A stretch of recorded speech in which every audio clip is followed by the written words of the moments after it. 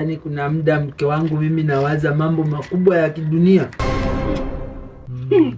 Mambo gani haya? Yaani nawaza nikipata hela ndefu. Wewe na ikatakata zinakuwa nyingi. Hadi kama ni 10,000 hiyo ndefu. Bro.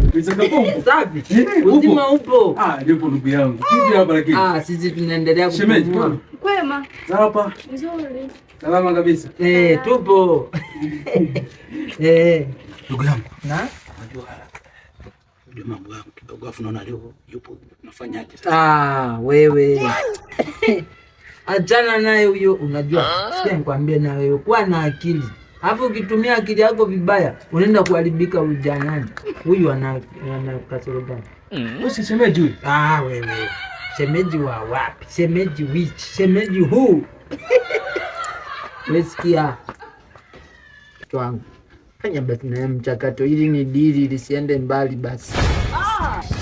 Anataka yule kule. Yaani kwanza nakuhurumia. Yule mwanamke ana kaswende, ana kisonono, mdomo kujaa lips.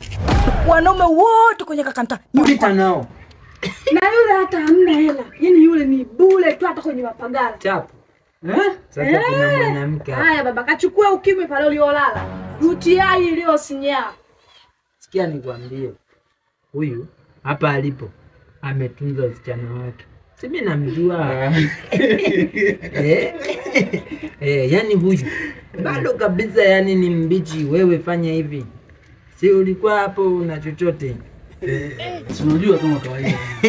Haina shida. Unaelewa. Kwa mama mtu usizembee basi na wewe, hili ni dili lako.